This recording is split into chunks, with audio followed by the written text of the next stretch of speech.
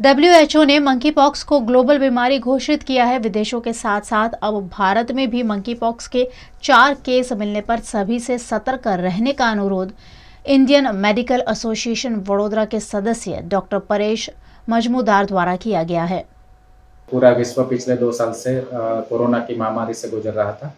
अभी भी कोरोना के केसेस तो है ही।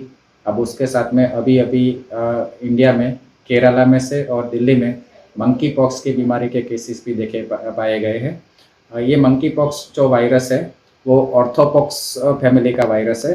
वो सबसे पहले 1958 में साउथ अफ्रीका में डिटेक्ट हुआ था। उस टाइम पे जो रिसर्च किया करते थे जो मंकीज़ में, वो मंकीज़ में वो चीज़ पाया गया था। ये एक जूनोटिक डिसीज़ है, मतलब वो जो जानवरों का डिसीज़ है। उसमें सबसे पहले ये खिसकोली जो बोलते हैं उसमें भी ये पाया गया था, और जो रेट जो बोलते हैं, चूहा जो बोलते हैं, उसमें भी वो वायरस पाया गया था।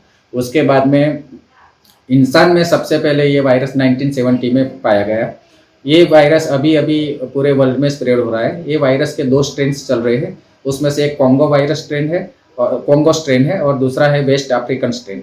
जो कॉन्गो स्ट्रेन है वो ज़्यादा घातक है। उसमें 10% तक का मॉर्टेलिटी भी है, मतलब इंसान का मृत्यु भी हो सकता है अगर ये डिसीज़ होता है तो।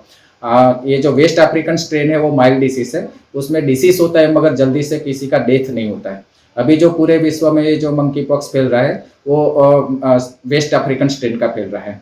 तो उसमें इतना ज़्यादा घबराने की ज़रूरत नहीं है, इतना ज़्यादा पैनिक होने की ज़रूरत नहीं है, मगर सावधानी बरतना जरूरी ज़्यादा है। इसमें स्प्रेड जो होता है वो 3-4 तरह से हो सकता है। उसमें एक कॉन्टेक्ट का स्प्रेड होता है। अगर कोई बीमारी वाले पेशेंट के कॉन्टेक्ट में लॉन्ग टर्म के लिए रहते हैं तो उससे भी स्प्रेड होता है। उसका अगर चद्दर, टुवाल, रुमाल जो भी है वो यूज़ किया गया है, उसके कॉन्टेक्ट में ज़्यादा टाइम के लिए रहते हैं तो भी हो सकता है। कभी कभी एयर से, हवा से भी स्प्रेड होता है अगर बहुत क्लोज कॉन्टेक्ट में रहते हैं तो इंसान के, वो जो बीमारी वाले इंसान के कॉन्टेक्ट में रहते हैं तो। तीसरा वो चीज़ सेक्सुअली भी ट्रांसमिटेड है, तो यौन संबंध से भी ये स्प्रेड होता है। ऐसा अभी रिपोर्ट्स में पाया गया है। यूके में जितने पेशेंट थे वो सब में काफ़ी पेशेंट गए थे या उनको HIV था, या मतलब LGBTs जो बोलते हैं, ऐसे जो पेशेंट थे उनमें ये वायरस ज़्यादा पाया गया है। ये वायरस की डिसीज़ अगर होता है तो सबसे पहले तो बुखार आता है। बुखार के साथ में तीसरे चौथे दिन से उसमें ये जो रैशिस डेवलप होना चालू होता है। रैशिस मतलब जो दाने निकलते हैं। जैसे पहले जो शीतला का बीमारी रहता था, स्मॉल पॉक्स का बीमारी रहता था, ये वायरस सेम उसी फैमिली का वायरस है।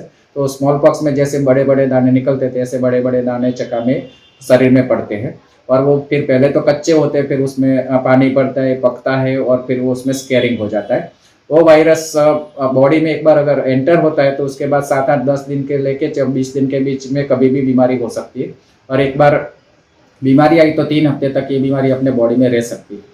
तो सावधानी क्या बरतना है कि अगर कोई डिसीज किसी को पाया गया है, ये स्मॉल पॉक्स ये वाला डिसीज, तो उसको 3 हफ्ते के लिए अभी की गाइडलाइंस के मुताबिक उसको आइसोलेशन में रखना जरूरी है। डिसीज का कोई खास ट्रीटमेंट अभी तक पाया नहीं गया है, मगर जो स्मॉल पॉक्स की जो वैक्सीन थी वो वैक्सीन इसमें काम कर रही है, ऐसे USA के रिपोर्ट्स में आया गया है। स्मॉल पॉक्स की वैक्सीन से भी फायदा हो सकता है। अपने देश में जो लोग 1977 से पहले पैदा हुआ है उनको उस टाइम पे तो स्मॉल पॉक्स की वैक्सीन दी जाती थी, इसलिए वो लोग थोड़े बहुत तो प्रोटेक्टेड है ही।